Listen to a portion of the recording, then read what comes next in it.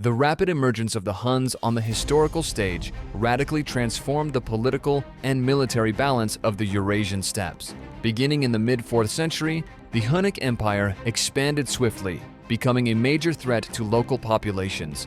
This rise to power was achieved not only through military success, but also through an expansion policy supported by strategic planning. The Huns excelled in warfare by employing highly organized cavalry units. Their mounted archery allowed them to execute rapid maneuvers, disrupt enemy formations, and keep their opponents in constant motion. Their ability to fight on horseback provided unparalleled mobility.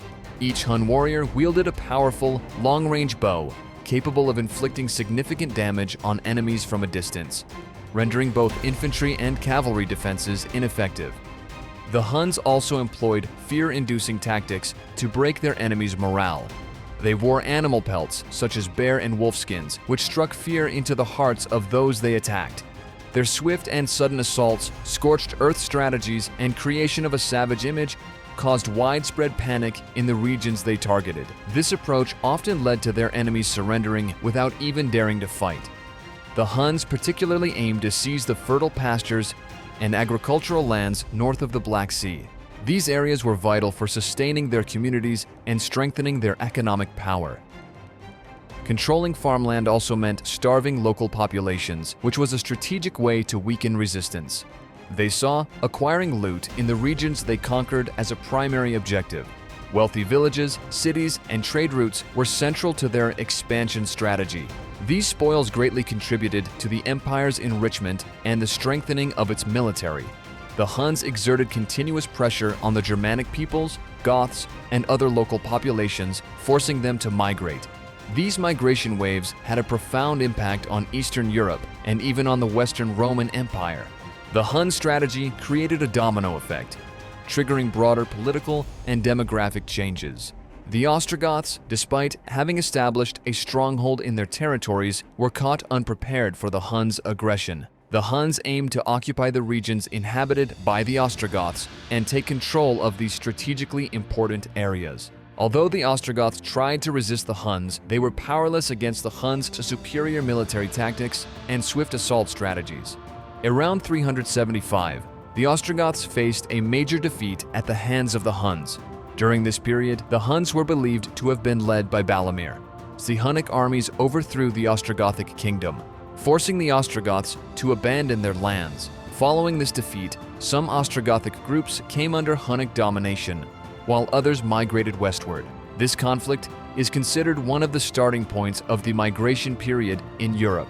The heavy defeat of the Ostrogoths against the Huns served as a serious warning for the other branch of the Gothic people, the Visigoths, which means Western Goths. The rapid collapse of the Ostrogoths and their loss of territory caused great fear and anxiety among the Visigoths, who were directly threatened by the Huns. To avoid sharing the same fate and to protect their community, the Visigoths found the solution in migrating westward. In 376, the Visigoths requested permission from the Eastern Roman Empire to cross the Danube River and take refuge within Roman territory. This request marked a turning point for the Roman Empire, as the migration of the Visigoths turned into a massive movement that would strain the empire's borders and political structure. The Visigoth leader, Fritigern, appealed to the Roman administration, requesting refuge for his people. This demonstrated the Visigoths' attempt to seek a peaceful resolution. Eastern Roman Emperor Valens saw this request as an opportunity and accepted it. Valens viewed the Visigoths not as a threat, but as potential allies. Rome already had a tradition of controlling barbarian groups within its borders and integrating them as populations contributing to the military or economy. However, this time the situation was different. In 376, with Valens' permission, the Visigoths crossed the Danube River and settled in the Thrace region. The number of Visigoths far exceeded Roman expectations. Some historians estimate that around 200,000 Visigoths crossed the Danube. The Roman Empire lacked the infrastructure to handle such a massive migration. Additionally, other smaller barbarian groups also attempted to enter Roman territory along with the Visigoths, further complicating the situation. The Roman Empire struggled to provide enough food, shelter, and resources for such a large population. The population density in settlement areas increased rapidly, and resources began to deplete. The process of crossing the Danube River turned into complete chaos. Some Visigoths drowned during the crossing, while others faced difficulties in areas under Roman military control. The food allocated to the Visigoths was of poor quality and sold at extremely high prices. Roman officers accepted bribes from the barbarians in exchange for allowing them to access basic necessities. Historian Ammianus Marcellinus wrote that Roman officials displayed extreme greed toward the Visigoths, with some even selling dog meat to starving barbarians. This mistreatment caused immense anger among the Visigoths. The poor governance by the Romans, which initially prompted the Visigoths to seek a peaceful resolution, ultimately led to their rebellion. Under Fritigern's leadership, the Visigoths attempted to survive on the limited aid provided by the Romans. However, when this aid proved insufficient, they began raiding nearby Roman villages. Hunger and the instinct to survive became the primary factors driving the Visigoths to rebellion. The Roman army mobilized local garrisons to suppress the uprising, but these forces were inadequate against the Visigoths' unexpected speed and intensity. The Visigoths launched small but effective raids, targeting the logistical weaknesses of Roman garrisons and dismantling them. Fritigern realized the true weakness of the Roman army, and the rebellion grew even larger, spreading from rural areas to urban centers. The Visigoths targeted Roman cities, seizing food, weapons, and other resources. Meanwhile, the Roman army failed to suppress the increasingly violent rebellion.